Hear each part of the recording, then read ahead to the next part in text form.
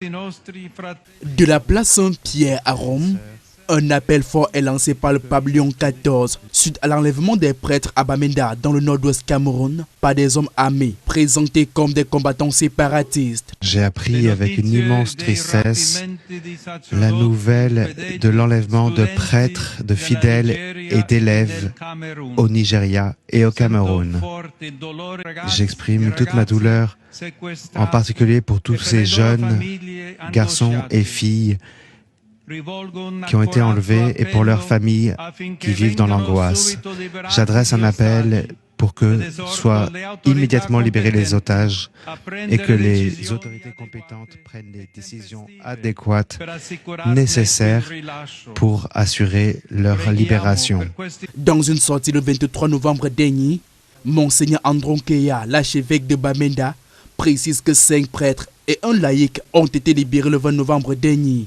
Sur le cas du père John Tata, encore retenu captif, l'archevêque durcit le ton, exigeant sa libération dans un délai de 3 jours. Il martèle que l'Église n'a de rançon à payer aux ravisseurs.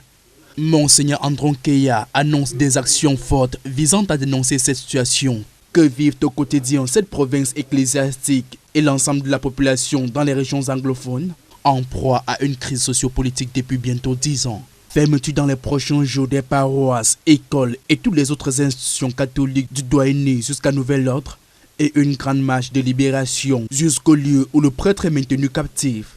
Dans une lettre pastorale pour l'Avent 2025, l'évêque de Kumbo, lui, évoque avec amertume la tragédie de ce conflit qui en 9 ans a laissé des blessures profondes dans les cœurs au sein des communautés et comme pour ne rien arranger, la présidentielle 2025 est venu en rajouter une couche à ces tensions. Monseigneur Georges Nkwa invite les Camerounais à un langage de vérité, car, dit-il, seule la vérité favorise la justice, la réconciliation et la paix. Une paix véritable ne pouvant s'enraciner où règne l'injustice.